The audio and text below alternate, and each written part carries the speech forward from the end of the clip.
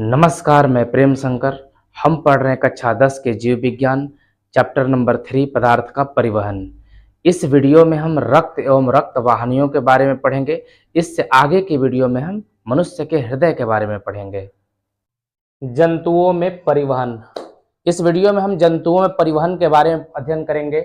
उच्च श्रेणी के जंतुओं में एक विशेष प्रकार का परिवहन तंत्र होता है। जितने भी उच्च श्रेणी के जंतु हैं, जैसे मनुष्य हो गया, शेर हो गया, हाथी हो गया, गाय हो गया, भैंस हो गया, इन सभी में उच्च श्रेणी के जंतु इसको बोलते हैं। इनमें एक विशेष प्रकार का परिवहन तंत्र होता है। ये परिवहन तंत्र ऑक्सीजन, कार्बन डाइऑक्साइड, पोषक तत्व, हार्मोन, उत्सर्जी पदार्थ या अन्य उपापचय क्रियाओं के फलस्वरूप उत्पन्न विभिन्न पदार्थों को शरीर के एक भाग से दूसरे भाग तक ले जाता है। देखिए, मेलनी परिसंचरण तंत्र में रक्त का महत्वपूर्ण योगदान है। रक्त, इसमें तीन चीजें होती हैं। रक्त होता है, हृदय होता है और रक्त वाहिनियां होता है।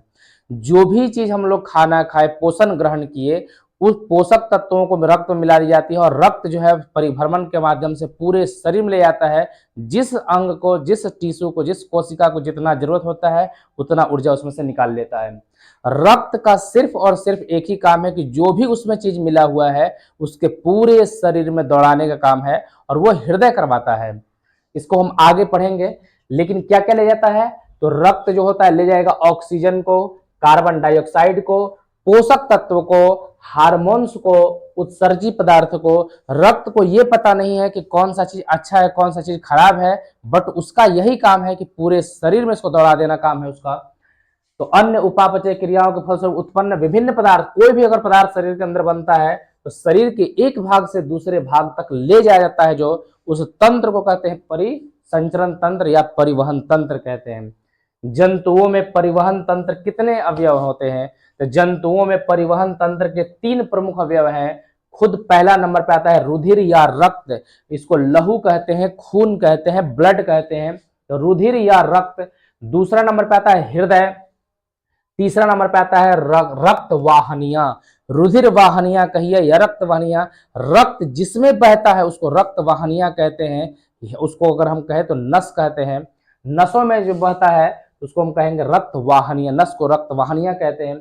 रुधिर या रक्त, खुद स्वयं जो है रुधिर या रक्त, हृदय और रुधिर रक्त वाहिनियां जो है, ये तीनों मिलकर के रक्त परिवहन तंत्र या परिसंचरण तंत्र का निर्माण करते हैं।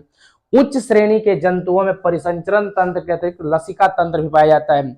जो उच्च क्वालिटी के जो भी जंतु हैं उनमें परिसंचरण तंत्र के अतिरिक्त एक और चीज पाया जाता है जिसका नाम है लसिका तंत्र। इसके आगे हम अध्ययन करेंगे इसके बारे में। अब हम लोग तीन चीज इससे पढ़े हैं। पहला नंबर पर रुधिर या रक्त है, दूसरा हृदय है और तीसरा रक्त वाहिनियां है। तो आज इस वीडियो में हम लोग रुधिर या रक्त और रक्त वाहिनियों के बारे में हम पढ़ेंगे। इसमें रक्त या रुधिर के बारे में अध्ययन करेंगे। तो सबसे पहले आप जानते हो कि रक्त का रंग तो लाल होता है, कहीं कटता है तो उसमें से लाल लाल रक्त फेंकता है। तो रक्त लाल रंग का एक गाढ़ा क्षारीय तरल पदार्थ है। रक्त लाल रंग का होता है और गाढ़ा होता है और ये क्षारीय तरल पदार्थ है। ये क्षारीय किसे कहेंगे? तो जिसका पीएच 7 से ज्यादा होता है उसे क्षारीय कहते हैं और जिसका पीएच 7 से कम होता है उसे अम्लीय कहते हैं और जिसका पीएच 7 होता है उसको हम उदासीन कहते हैं। तो रक्त लाल रंग का एक गाढ़ा क्षारीय तरल पदार्थ है जिसका पीएच 7.4 होता है। अब आप इसका पीएच कैसे याद रखिएगा? तो रक्त का मतलब होता है प्यार, चाहत। आपका समझिए कि आपका ब्लड रिलेशन किसके पास में है? आपका, आपके पापा, चाचा चाची, मम्मी, दादा दादी, ये सब आपका जो पूरा फैमिली है, इंटायर फैमिली जो है, उन सब में आपका रक्त का संबंध है। और रक्त का संबंध जहां होगा वहां चाहत होगा और चाहत को आप 74 याद रखिएगा। 74 में को पॉइंट लगा दीजिएगा, आपका 7.4 हो जाएगा। रक्त बहता कहाँ है? तो रक्त हृदय तथा रक्त वाहिनियों में प्रवाहित होता है। ये जो रक्त है लाल रंग का, ये कहाँ बहता है? तो हृदय में बहता है और रक्त वाहिनियों में प्रवाहित होता है। रक्त तरल संयोजी उत्तक कहलाता है क्योंकि यह अपने प्रवाह के दौरान शरीर के सभी उत्तकों का संयोजन करता है। रक्त जब भी चलता है पूरे नसों में, पूरे टिश्यू में, जितने भी शरीर के अंग हैं, सभी अंगों में रक्त पहुंचता है। अब जाहिर सी बात है कि जहां जाएगा उस रास्ते से कुछ न कुछ अवगुण, गुण अवगुण सब लाएगा। इसीलिए कोई भी बीमारी होती है तो डॉक्टर आपको ब्लड टेस्ट करता है। ब्लड टेस्ट का रीजन ही यही है कि अगर वो जहां जहां जिस अंग में कुछ बीमारी आया होगा तो वहां से रक्त में आया होगा और रक्त से हम लोग को पता चल जाएगा। तो रक्त जो है तरल संयोजी ऊतक है, ये पूरे शरीर को जोड़ता है, कनेक्टिंग टिश्यू है यह, क्योंकि अपने प्रवाह के दौरान सभी शरीर के ऊतकों का संयोजन करता है। स्वस्थ मनुष्य जो हेल्दी आदमी है, जो एक सामान्य आदमी है, उसके उसमें रक्त जो होता है 5 से 5.5 लीटर अर्थात शरीर के भार का 7% होता है।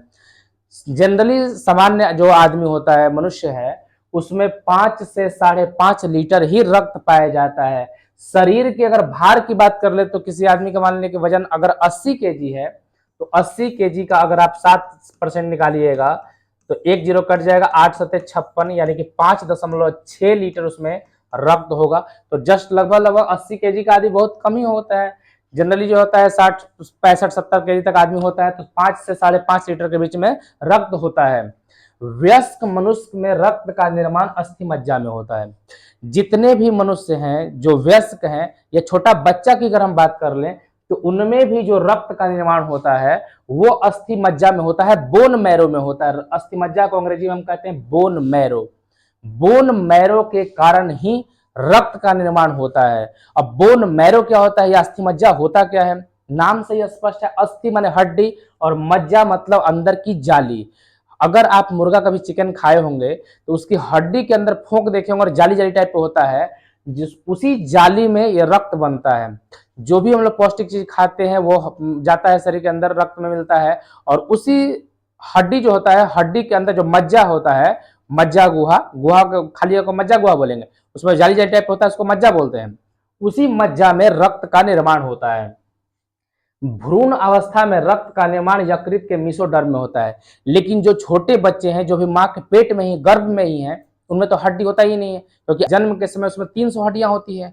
और जैसे ही वो कुछ व्यस्त मतलब कि कुछ हल्का सा डेवलप होता है तो फिर उसके बाद में 300 से हड्डी कम होकर 208 हो जाता है, और कुछ समय के बाद फिर 206 हो जाता है, और एक वयस्क मनुष्य में 206 हड्डियां ही पाई जाती है।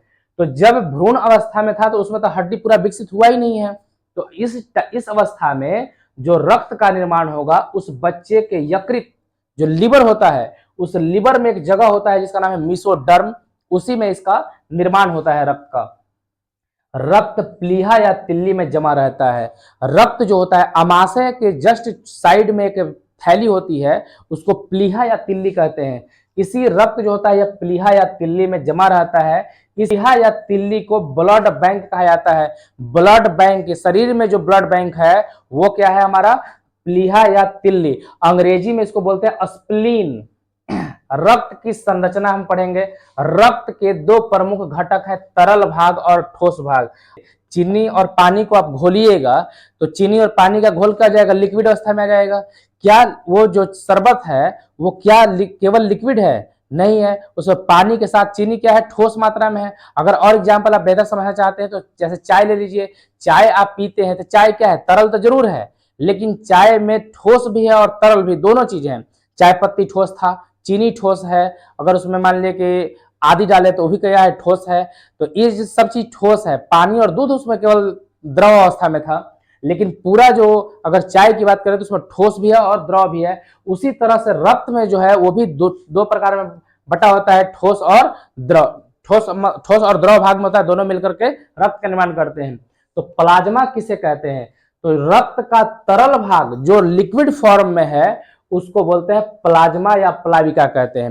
रक्त का जो भी तरल भाग है, तरल भाग जो है उसमें उसको बोलेंगे हम प्लाज्मा या प्लाविका। प्लाज्मा क्या है? तो यह हल्के पीले रंग का चिपचिपा द्रव है। इसका रंग जो होता है हल्का पीला होता है, और यह चिपचिपा द्रव है जो आयतन के हिसाब से पूरे रक्त का 55% भाग होता है। जो रक्त, अगर पूरा हम रक्त की बात करें शरीर में तो 45% जो होता है वो ठोस होता है, और 55% जो हिस्सा हो गया वो तरल होगा। 45% ठोस में 3 चीजें आती हैं, आरबीसी, डब्ल्यूबीसी और प्लेटलेट्स, 3 को आता है ठोस भाग में। और द्रव अवस्था में जो आता है उसको हम बोलते हैं प्लाज्मा। और ये टोटल रक्त का कितना होता है? 55% टोटल रक्त का होता है।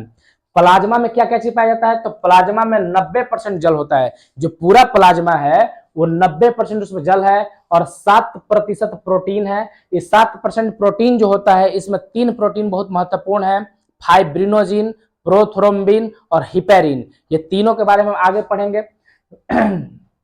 0.9% अकार्बनिक लवण जिसमें कार्बन की मात्रा नहीं होती है, 0.18% ग्लूकोज होता है, 0.5% वसा तथा शेष अन्य कार्बनिक पदार्थ होते हैं। तो आपको मेनली आपको याद रखना है कि रक्त जो है, रक्त में कितना परसेंट जल होता है, तो रक्त के प्लाज्मा में 90% जल होता है।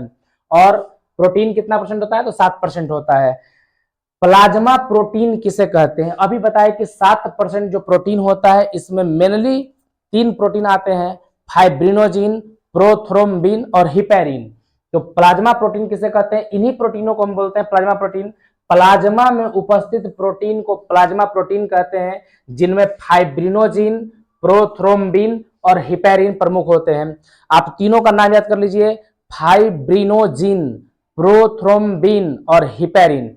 ये जो फाइब्रिनोजिन और प्रोथ्रोम्बिन है, यह रक्त को जमाता है, थक्का करता है, मोटा करता है। और जो हिपेरिन है, यह रक्त को पतला करता है। ये दोनों मोटा करने वाला है और हिपेरिन जो है यह रक्त को पतला करता है।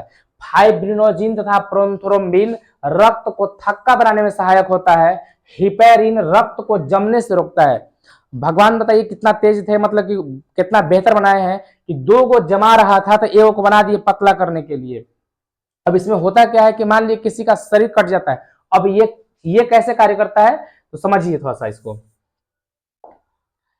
जो फाइब्रिनोजिन और प्रोथ्रोम्बिन है, यह रक्त को जमाता है और हिपेरिन क्या करता है, रक्त को पतला करता है। कब, जब तक ये शरीर के नसों के भीतर है तब तक। लेकिन जैसे ही इसमें अगर बाहर से अगर ऑक्सीजन लग जाएगा हिपेरिन में जैसे ही बाहर से ऑक्सीजन टच किया तो हिपेरिन मर जाएगा और ये क्या करेगा, जमा देगा।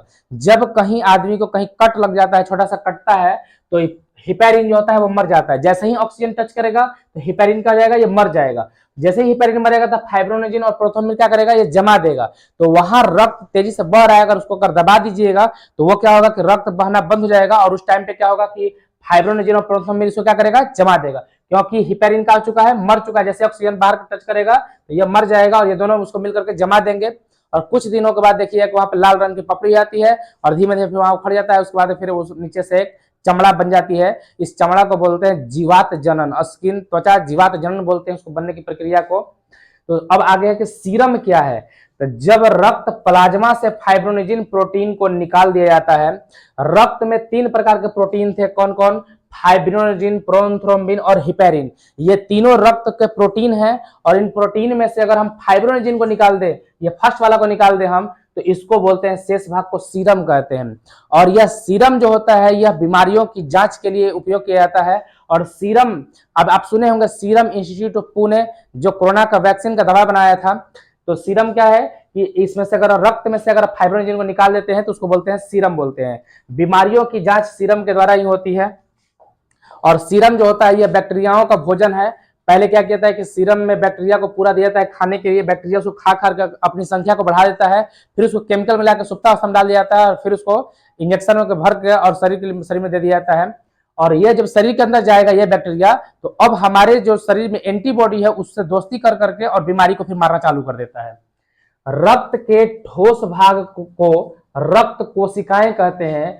आयतन के हिसाब से रक्त कोशिकाएं कुल रक्त का 45% भाग होता है। यह 3 प्रकार की होती हैं। रक्त में हम लोग पढ़े थे कि रक्त भाग होते हैं, एक तरल और एक ठोस। जो तरल होता है उस 55% जो होता है प्लाज्मा होता है उसका, और जो ठोस होता है वो 45% होता है। इसमें 3 चीज पाया जाता है, आरबीसी, डब्ल्यूबीसी और प्लेटलेट्स। लाल रक्त कोशिका, श्वेत रक्त कोशिका और रक्त पट्टिकाणु। अब हम लोग इसके बारे में तीनों को अलग अलग पढ़ेंगे, लाल रक्त कोशिका को, श्वेत रक्त कोशिका को, रक्त पट्टिकाणु को। तो लाल रक्त कोशिकाएं जिसको हम लोग आरबी से कहते हैं, रेड ब्लड कार्पल्स कहते हैं इसको हम, यह रक्त कोशिकाओं का 99% भाग होता है। जितना हमारे शरीर में रक्त जो ये तीनों मिलकर के ठोस पदार्थ में है, उन ठोस में ये 99% होता है। ये रक्त का 99% नहीं है, रक्त का जो है 45% जो होता है, ये 3 ठोस है जिसमें तीनों चीज आते हैं। कौन कौन, तो लाल रक्त कोशिका, श्वेत रक्त कोशिका, रक्त पट्टिकाणु। जो ठोस वाला भाग है उस ठोस वाले भाग में 99% जो होता है रक्त कोशिका जो होता है वो आरबीसी होता है, और इसकी संख्या अगर काउंट की जाए तो 10 लाख होती है। लाल रक्त कोशिकाओं को एरिथ्रोसाइट्स कहते हैं। इसका जो वैज्ञानिक नाम है वो है एरिथ्रोसाइट्स है। इसका जीवन काल 120 दिनों का होता है। यह 4 महीना लगभग जीवित रहता है और इसके बाद इसकी मृत्यु हो जाती है। अब ये जब मर जाएगा तो मरने के बाद ही भी प्लीहा में जाएगा और उसको फिर यकृत क्या करेगा, नष्ट कर देगा। इसका निर्माण अस्थि मज्जा में होता है। अभी हम पढ़े थे कि जो रक्त होता है, ये इसका निर्माण जो रक्त में आरबीसी है, इसका निर्माण भी अस्थि मज्जा में होता है, बोन मैरो में होता है, परंतु भ्रूण अवस्था में यकृत में होता है और यकृत के भी मिसोडर्म में होता है। खराब हुई आरबीसी यानी कि जब 120 दिन के बाद जो आरबीसी है वो तो मर जाएगा। मरने के बाद प्लीहा या यकृत में नष्ट होता है। मरने के बाद जो नसों में अगर कोई आरबीसी मर गया है तो रक्त के साथ बहते बहते बहते बहते प्लीहा में जाएगा, लेकिन प्लीहा फिर उसको वापस अब जाने शरीर में नहीं देगा और यकृत उसको क्या करेगा, नष्ट कर देगा। इसीलिए प्लीहा को आरबीसी का कब्रगाह कहते हैं। देखिए, प्लीहा को हम ब्लड बैंक भी कहते हैं और कब्रगाह भी कहते हैं। ब्लड बैंक इसलिए कहते हैं कि वो रक्त को जमा रखता है और कब्रगाह इसलिए कहते हैं कि जो मर गया उसको भी क्या करता है, वो रख लेता है अपने पास और यकृत उसको नष्ट कर देता है। ऑपरेशन के दौरान जब किसी को खून ज्यादा मात्रा में गिर जाता है तो यही जो प्लीहा है यह ब्लड को फिर से क्या करता है, रिलीज करता है, छोड़ता है, ताकि वो आदमी जीवित रह सके, कार्य कर सके। मनुष्य और मैमेलिया वर्ग के अन्य जंतुओं के आरबीसी में केंद्रक तथा लाइसोसोम नहीं पाया जाता है। जो मनुष्य है या मैमेलिया वर्ग उसे कहते हैं, जो अपने बच्चों को दूध पिलाता है उसे मैमेलिया वर्ग कहते हैं। इनके जंतुओं में आरबीसी में केंद्रक और लाइसोसोम नहीं पाए जाते हैं। जिसमें केंद्रक नहीं होगा उसमें डीएनए नहीं होगा, क्योंकि केंद्रक में ही डीएनए होता है और जब डीएनए नहीं होगा तो हम इस आरबीसी से किसी का डीएनए जांच नहीं सकते हैं। यानी कि अगर आपसे क्वेश्चन पूछ रहेगा कि रक्त के किस भाग से हम लोग डीएनए की जांच नहीं कर सकते हैं, तो वो हो जाएगा आरबीसी। आरबीसी से आप रक्त का डीएनए का जांच नहीं कर पाइएगा और इसमें लाइसोसोम भी नहीं पाया जाता है। अगर लाइसोसोम पाया जाता है तो रक्त के जितने भी प्रोटीन वोटीन है सबको खा जाता, खत्म कर देता, क्योंकि लाइसोसोम में एक गुण पाया जाता है कि उसमें पुट्टिकाएं होती हैं और उसमें ऐसा एंजाइम पाया जाता है कि जो कोशिकाओं को पाचित कर देती हैं। आरबीसी में एक विशेष प्रकार का प्रोटीन वर्णक हीमोग्लोबिन पाया जाता है, जिसके कारण रक्त का रंग लाल होता है। यही हीमोग्लोबिन होता है जिसके कारण से जो रक्त होता है वह लाल रंग का होता है। यह पिगमेंट है, वर्णक है, जो जितने भी मैमेलिया है या जो कुछ श्रेणी के जो जंतु हैं उनमें यह पाया जाता है। कीटों में यह चीज हीमोग्लोबिन नहीं पाया जाता है, इसीलिए कीट का जो रंग, रक्त का जो रंग होता है वह लाल नहीं होता है, उसको हीमोलिम्फ कहते हैं। हीमोग्लोबिन में लोहा यौगिक के रूप में होता है। अब यहाँ पे ध्यान दीजिएगा कि अगर हीमोग्लोबिन में जो है लोहा होता है, आयरन होता है, तो क्या उस आयरन में चुंबक सटाएंगे तो सट जाएगा? बिल्कुल नहीं सटेगा, क्योंकि आपको समझना होगा लोहा में चुंबक सटता है, लोहा के किसी यौगिक में नहीं सटेगा। लोहा का यौगिक है जंग लगना। जंग क्या है? रासायनिक अभिक्रिया है और उस रासायनिक अभिक्रिया में अगर आप कितना भी लोहा सटाइएगा तो नहीं सटेगा। उसी तरह से जो हीमोग्लोबिन में जो हमारे शरीर जो रक्त है, रक्त में जो हीमोग्लोबिन और हीमोग्लोबिन में जो लोहा है, वह लोहा वास्तव तत्व के रूप में नहीं है, वह यौगिक के रूप में है। इसीलिए इसमें चुंबक अगर सटाइएगा तब भी इसमें सटने वाली बात नहीं है। आरबीसी की कमी से एनीमिया नामक रोग आता है। एनीमिया रोग क्या है? तो रक्त खून की कमी को एनीमिया कहते हैं। आरबीसी का फुल फॉर्म होता है रेड ब्लड कार्पल्स होता है। ये है रेड ब्लड सेल्स जो होता है, कार्पल्स इसको कहिए या सेल्स कहिए, एक ही बात है। तो इसका साइज जो होता है इसी प्रकार का होता है, इसकी आकृति इस प्रकार की होती है। ये नसों में बताते इस प्रकार का ही मतलब होता है। अब देखिए नस के अंदर जो है ये हमारा जो है ब्लड वेसल्स होता है, जिसमें रक्त नलिकाएं जिसको बोलते हैं, रक्त वाहिनी बोलते हैं। तो इनमें क्या है कि यही आरबीसी है आपका, ये वाला आरबीसी है, ये आरबीसी है और ये जो देख रहे हैं ये डब्ल्यूबीसी का ये पार्ट है और फिर इसी में पट्टिकाणु, ये जो है ये रक्त पट्टिकाणु है। आप यहां पर देख लीजिए कि व्हाइट ब्लड सेल्स इस प्रकार का होता है। व्हाइट ब्लड सेल्स का आकार निश्चित नहीं होता है, जिस तरह से अमीबा का आकार बनता बिगड़ता रहता है, उसी प्रकार से व्हाइट ब्लड सेल्स जिसको हम लोग इसको ल्यूकोसाइट्स बोलते हैं, तो इसका आकार जो हमेशा बनता बिगड़ता रहता है। ये रेड ब्लड सेल्स जो है लाल रक्त कोशिकाएं हैं, इसका आकार निश्चित होता है। और ये है प्लेटलेट्स। प्लेटलेट्स इसका भी आकृति निश्चित होती है। लग रहा है कि कोरोना वायरस जैसा है, देखिए यहाँ पर देख लीजिए, लग रहा है कि ये कोरोना वायरस जैसा है, तो ये प्लेटलेट्स है। अब ये जो डब्ल्यूबीसी है इसके भी कई एक भाग होते हैं, 5 भागों में मिलनी बटा होता है। ये है मोनोसाइट है, बेसोफिल है, एसिनोफिल है, लिम्फोसाइट्स है और न्यूट्रोफिल है। तो जो सबसे बड़ा इसमें होता है ये होता है मोनोसाइट होता है, ये सबसे बड़ा होता है और ये सब जो होते हैं इससे छोटे छोटे छोटे होते हैं। जो लिम्फोसाइट्स होता है ये हमारे रक्त का जो एंटीबॉडी एंटीजन होता है इसको बनाने का ही कार्य करता है।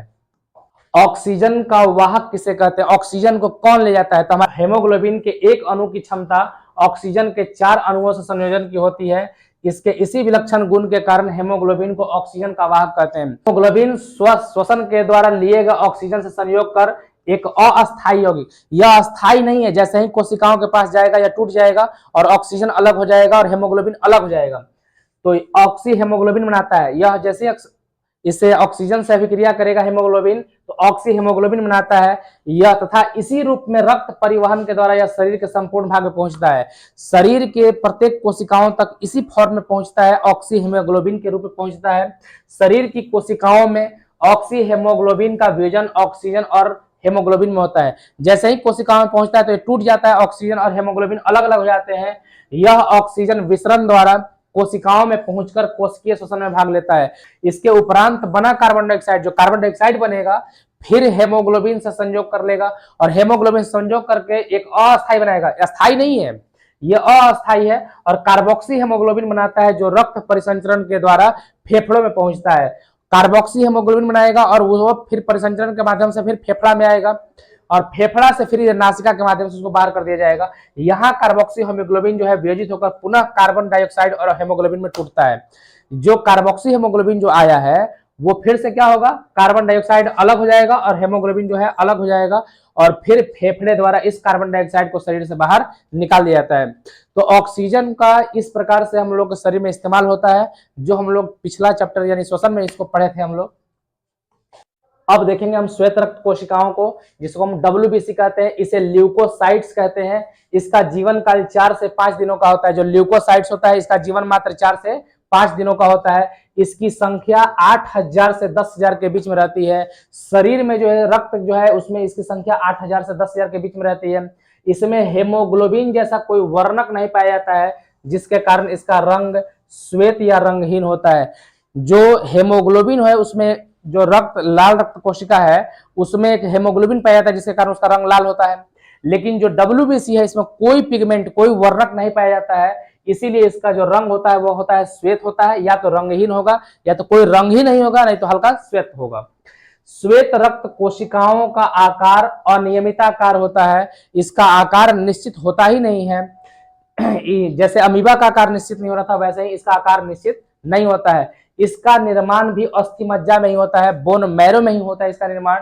यह हमें संक्रमण अथवा बीमारी से बचाता है। इसका कार्य क्या है, तो बीमारियों से लड़ना, बीमारियों से हमारे शरीर को रक्षा करना, इसमें केंद्रक पाया जाता है। जो WBC है उसमें केंद्रक पाया जाएगा। अगर केंद्रक पाया जाता है DNA भी इसमें होगा। इससे यानी कि WBC से किसी का DNA पता किया सकता है कि नहीं किया सकता है, तो बिल्कुल हम इसके DNA से इससे हम पता कर सकते हैं। यह कई प्रकार का होता है, जैसे एसिनोफिल, बेसोफिल, न्यूट्रोफिल, मोनोसाइट, सबसे बड़ा जो होता है वो मोनोसाइट होता है, और लिम्फोसाइट जो एंटीबॉडी का निर्माण करता है और जो रोग प्रतिरक्षा तंत्र में कार्य आता है। अब आगे पढ़ेंगे रक्त पट्टिकाणु, जो तीसरा वाला पार्ट था। पहला पार्ट था RBC, दूसरा पार्ट था WBC और तीसरा पार्ट है रक्त पट्टिकाणु। इसको बिंबाणु या थ्रोम्बोसाइट्स भी कहते हैं। यह रक्त को थक्का बनाने में सहायक होता है। इसका जीवन काल भी 4 से 5 ही दिन का होता है और RBC का जो जीवन काल होता है वो 120 दिन का होता है। WBC का जीवन काल 4 से 5 दिन होता है और इसका भी जीवन जो होता है 4 से 5 दिन का ही होता है। डेंगू बीमारी के समय इसकी संख्या जो है 50,000 से कम हो जाती है और 50,000 से 30,000 से कम हो जाने पर आदमी की मृत्यु होने की संभावना ज्यादा होता है। और इसका जो है मात्रा जो है 1 लाख रहना चाहिए रक्त पट्टिकाणु का। यह रंगहीन होता है। जो रक्त पट्टिकाणु होता है उसका भी रंग नहीं होता है, यह भी रंगहीन होता है। अरे रक्त के क्या कार्य हैं? यह ऑक्सीजन का परिवहन करता है। रक्त जो होता है ऑक्सीजन का परिवहन करता है, उत्सर्जी पदार्थ का परिवहन करता है, पोषक तत्वों का परिवहन करता है। तो पहला नंबर पे है कि यह ऑक्सीजन का परिवहन करता है, जिसके फलस्वरूप शरीर के सभी कोशिकाओं को श्वसन क्रिया हेतु ऑक्सीजन मिलती है और ऊर्जा का उत्पादन होता है। सबसे पहला नंबर है कि रक्त जो होता है वो ऑक्सीजन से संयोग करके ऑक्सी हेमोग्लोबिन बना रहा था वहां पर, और ऑक्सी हेमोग्लोबिन पूरे शरीर में जाता है तो वहां से टूट करके ऑक्सीजन हेमोग्लोबिन अलग हो जाता है और इस ऑक्सीजन का ऊर्जा उत्पादन में इस्तेमाल किया जाता है। तो यह ऊर्जा बनाता है और पूरे शरीर को, कोशिका को ऊर्जा देता है, ऑक्सीजन की सप्लाई करता है। दूसरा है कि यह श्वसन के समय बनने वाली कार्बन डाइऑक्साइड को वापस फेफड़ों तक लाता है। जो ऊर्जा प्राप्त करने के लिए जो कोशिका में ग्लूकोज का विखंडन हुआ था, उससे बना कार्बन डाइऑक्साइड को फिर वापस क्या करता है, फेफड़ों में लाता है, और फेफड़ों से फिर इसको नासिका से हम लोग बाहर कर देते हैं, जिसके कारण शरीर को उससे मुक्ति मिल जाती है। यह उत्सर्जी पदार्थ के परिवहन करके उन्हें गुर्दों तक ले जाता है। शरीर में नाइट्रोजनी पदार्थ अगर कोई बनता है तो उस नाइट्रोजनी पदार्थ को जो है यह रक्त ले जाता है किडनी के पास, और किडनी उसको फिल्टर करके मूत्र के माध्यम से उसको बाहर निकाल देता है। जहां पर रक्त से छानकर मूत्राशय में चले जाते हैं और मूत्र शरीर से बाहर निकल जाता है। यह पचे हुए भोजन के अणुओं का कोशिकाओं तक परिवहन करता है। जो हम लोग खाना खाते हैं तो वहां पर आप पढ़े होंगे रसा अंकुर के बारे में। रसा अंकुर सारे पोषक तत्वों को ग्रहण करके रक्त में मिला देता है, और यह रक्त क्या करता है कि पूरे शरीर में उन पोषक पदार्थों को घुमाता है, और जिस जिस कोशिका को जितना जरूरत होगा वो उसमें से ले लेता है। यह अंतःस्रावी ग्रंथियों में बनने वाला हार्मोन को परिवहन करता है। जो हमारे शरीर के अंदर जो हार्मोन्स होते हैं, वो जिनको नलिका विहीन बोलते हैं, तो वो हार्मोन सीधा रक्त में मिलता है, और रक्त में मिलने के बाद पूरे शरीर में दौड़ता है। जिस अंग को उसकी जरूरत होती है उस अंग वो ले लेता है। यह श्वसन के समय मुक्त हुई ऊर्जा के साथ उत्पन्न होने वाली ऊष्मा को शरीर में फैलाता है, जिससे शरीर का ताप स्थिर रहता है। जैसे ही यह ऑक्सीजन कराया था माइटोकॉन्ड्रिया में जाकर के ग्लूकोज का विखंडन हुआ पायरूवेट में, पायरूवेट से जो है विखंडन हुआ था, कार्बन डाइऑक्साइड बना और ऊर्जा मुक्त हुआ। उस ऊर्जा से ऊष्मा भी मुक्त होती है, और वो ऊष्मा को रक्त जो होता है ले लेता है, ढोता है, और इससे से इसका बॉडी का टेम्परेचर होता है 98.6 डिग्री फ़ारेनहाइट या 37 डिग्री सेल्सियस पर टिका रहता है। यह संक्रामक रोगों से शरीर की सुरक्षा करता है। जो WBC इसका मेनली होता है, जो रक्त का जो WBC है, वह शरीर के हम लोग को सुरक्षा करता है रोगों से। संक्रामक जो रोग होते हैं उससे हमारी रक्षा करता है।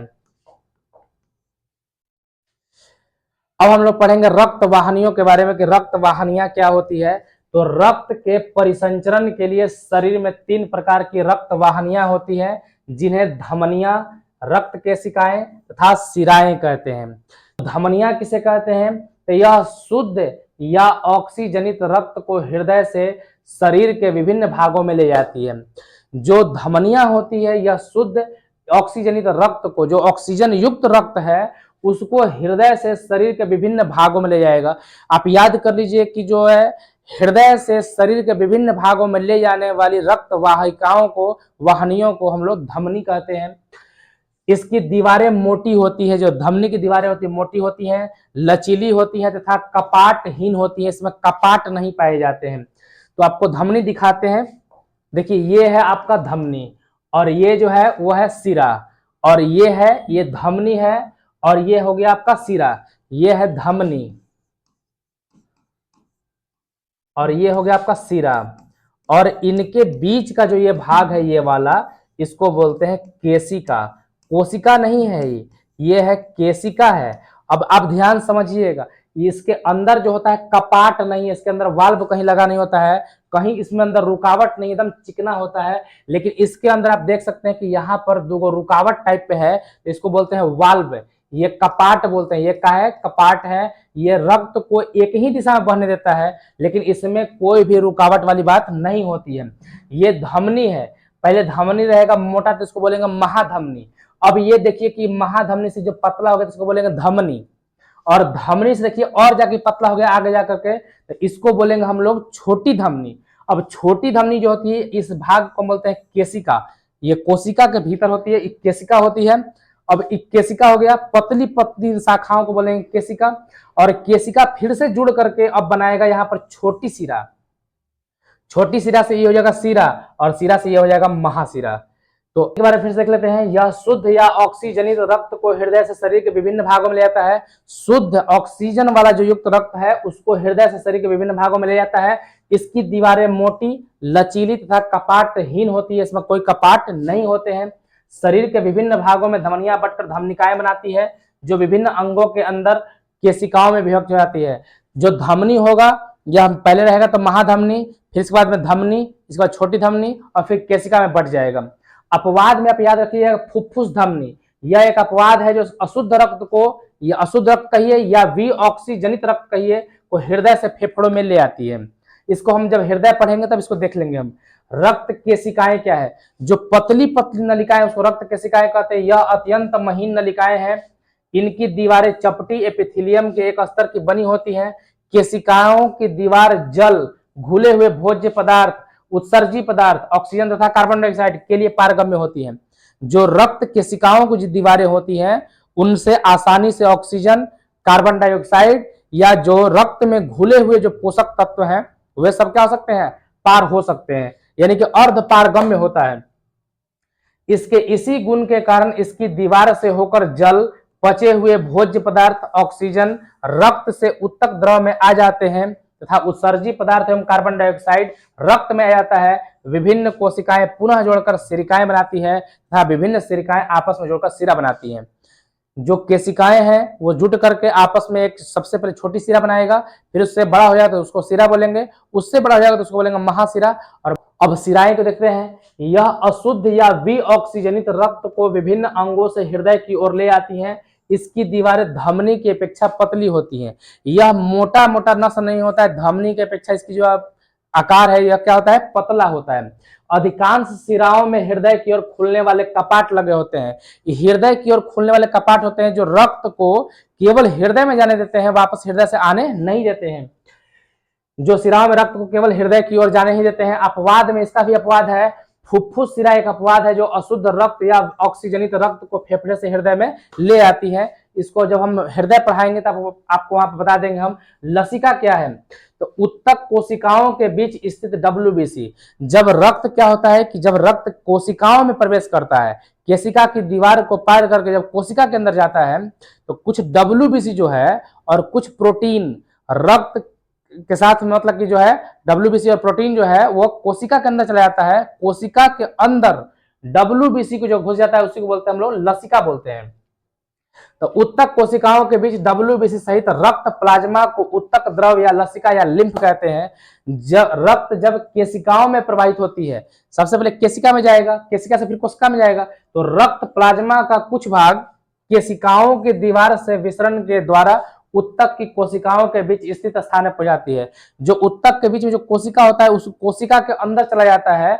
इसी विसरण के समय रक्त का श्वेत रक्त कोशिकाएं लचीली होने के कारण, क्योंकि इसका आकार तो अनियमित होता है, इसका आकार निश्चित नहीं होता है, लचीली होने के कारण केशिकाओं की दीवार छेद कर निकले हुए रक्त प्लाज्मा में आ जाती है।